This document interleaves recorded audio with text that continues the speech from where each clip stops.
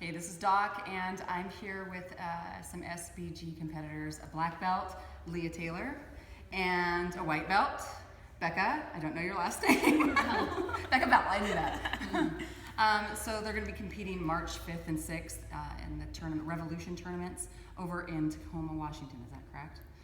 And this is your first fight?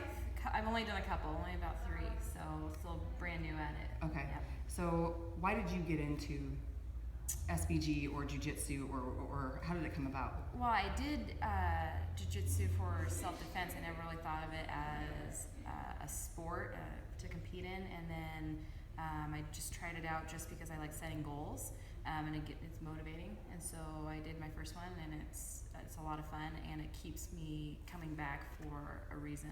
It's something to reach for next time. What's your journey for it? What's your goals? I mean, where do you want to go with it? I do want to keep competing. I think it's neat to start fresh and be a beginner and have to work my way up, and then you get to the next belt and it's like fresh all over again. You're the newbie at blue belt, you're the newbie at purple, so I just want to go through all those transitions as far as I can get. What was your the hardest thing that you have to deal with doing this, or is there a hard thing? It's kind of anxiety filled to have somebody in your space and somebody knowing that they want to take space away from you, and they can be on top, and it's just very kind of claustrophobic, almost like, oh my goodness, I don't have control of this situation. So learning to move your body and learning to get away from that can be kind of stressful, but also empowering at the same time. Very empowering. I mean, to me, it seems like, right there you're saying, they're in your space, how do you get out of it? And this is teaching you to get out of those spaces. And that's so important for especially women, as far as I'm concerned. And you're our coach, and you're amazing. Oh, and I'm scared to death of her. Terrifying. So you're going over and you might be competing. I might be competing if they have someone that's my ability level and close to my weight, which is pretty rare. There aren't many women that continue to train jiu-jitsu to the point that they're black belt, and I'm also on the bigger end of the female spectrum. So with the tournaments, do you go up against men also, or is this just a women's only? How is this? It's women's only. I've competed once in the men's division, and it is a sport, so if the person has the same skill set as you and they're stronger and faster, they're going to be able to win. So I had some good matches. It was actually my first tournament at purple belt. They just didn't have any women. That's about the belt where it starts to taper off, which is about midway, so it's about the 3 or 4 year mark. There just aren't as many people that continue to do it, and we have trouble finding competitors, so we have to go to California to fly to bigger competitions and compete. So when you go there, you're expecting maybe a fight, maybe not. Will you know beforehand, or when you get there, I'll probably talk to the promoter this weekend, and so I'll know a week out whether I have anyone or not.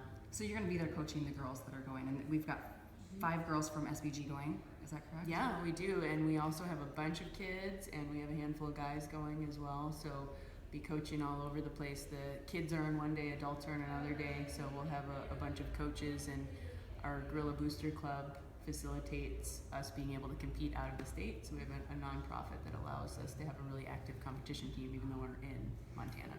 Last night we rolled, and I learned something about the coaching aspect of it when you're there telling them, and you were saying you don't ever say no's and don'ts and negatives, and I thought that was the coolest thing, because you hear so many coaches yelling, "Don't do that! Don't go there! What are you doing?" And that's like, it doesn't help. It doesn't help at all. And my girls, they box, and I used to do the same thing when at the beginning, yelling at them like, "Don't do that!" And it's such a negative thing. When they get down there, like, I didn't need that, Mom. I didn't need that sort of thing.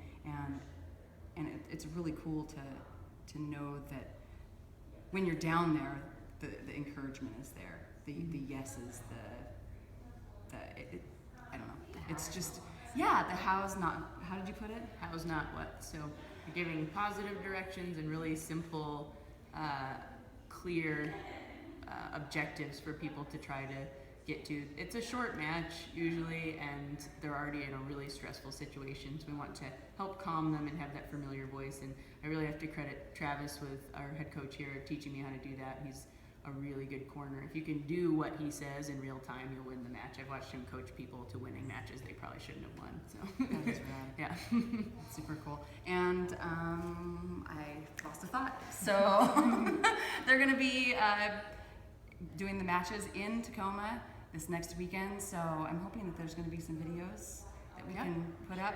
So stay tuned, SBG.